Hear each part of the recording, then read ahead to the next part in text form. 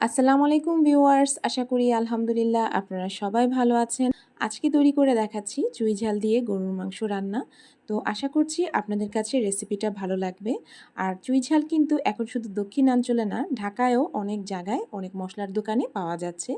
So এই মশলাটা কিনে অবশ্যই একবার এই মাংস রান্নাটা ট্রাই করবেন। প্রায় 2.5 কেজি পরিমাণ গরুর মাংস রান্না করব, সেজন্য মাংসটা ধুয়ে একটা পাত্রে নিয়ে নিলাম এবং নিয়ে নিলাম প্রায় 1 কাপের মতো পেঁয়াজ কুচি এবং দিয়ে দিচ্ছি চুই ঝাল। এরপর দিয়ে দিচ্ছি প্রায় 8-10টির মতো শুকনা মরিচ ফালি। আর সর্ষের তেল দিচ্ছি প্রায় 3 টেবিল চামচের মতো। আপনারা চাইলে এখানে সর্ষের তেলের পরিবর্তে সম পরিমাণে সয়াবিন তেলটাও দিতে পারবেন। দিয়ে দিচ্ছি হলুদের গুঁড়া 1.5 চা চামচ,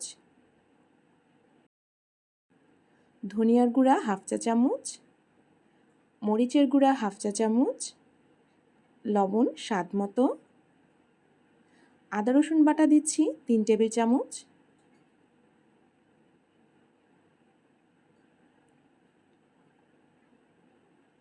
তো এবার সবগুলো উপকরণ মাংসের সাথে ভালো করে মেখে নিচ্ছি।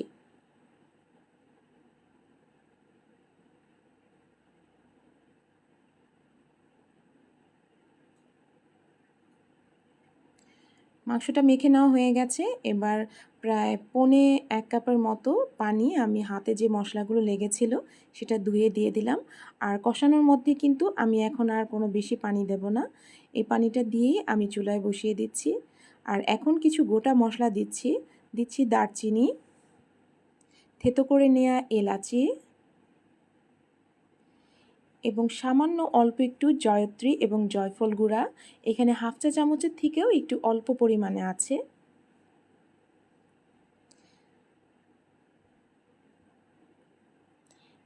এবার একটু উল্টে পাল্টে নেড়ে চেড়ে দিচ্ছি। এবার চুলার আঁচটা কিন্তু মিডিয়াম হিটে রেখে ঢাকনাটা দিয়ে দিয়েছি। প্রায় 5-6 মিনিট পরে এভাবে ঢাকনা খুলে খুলে আমি একটু নেড়ে চেড়ে দিচ্ছি। আর মাংসটাকে কিন্তু এই কষানোর মধ্যেই ভালোভাবে সেদ্ধ করে নিতে হবে।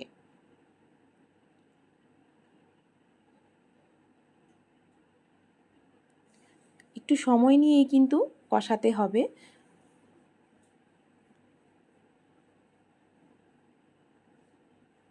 তো এ পর্যায়ে কিন্তু মাংসটা কষানো হয়ে গেছে। দেখতে পাচ্ছেন তেলটা ভেসে উঠেছে এবং মশলাটাও একদম ভাজা ভাজা হয়ে গেছে। এখন আমি এখানে ফুটন্ত গরম পানি দিয়ে দিচ্ছি প্রায় 3 থেকে 3.5 কাপ পরিমাণ।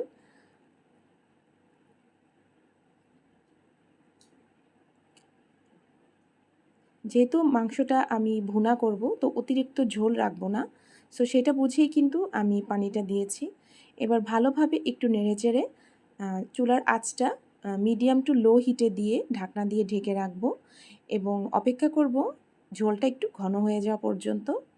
সো দেখতে পাচ্ছেন উপরের তেলটা কিন্তু অনেকটা ভেসে উঠেছে এবং ঝোলটাও ঘন হয়ে গেছে। সে পর্যায়ে দিয়ে দিচ্ছি 1 চা চামচ টেলে নেওয়া গরম মশলার গুঁড়া। এই মশলাটা কিন্তু খুবই সুন্দর ফ্লেভারফুল, তো গরম মশলাটা দিলে চেষ্টা করবেন একটু টেলে দিতে। তো এখন চুলাটা বন্ধ করে আমি ঢাকনাটা ঢেকে দিচ্ছি। আমার রান্নাটা কিন্তু অলমোস্ট শেষ। তো দেখতে পাচ্ছেন খুবই লোভনীয় হয়েছে, খেতেও মাশাআল্লাহ আলহামদুলিল্লাহ অনেক মজা হয়েছে।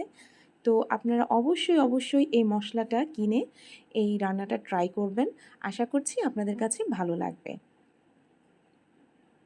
তো আমার রেসিপিটা আজকে যদি আপনাদের কাছে ভালো লেগে থাকে তাহলে অবশ্যই আমার রেসিপির জন্য একটা লাইক দিতে কিন্তু ভুলবেন না।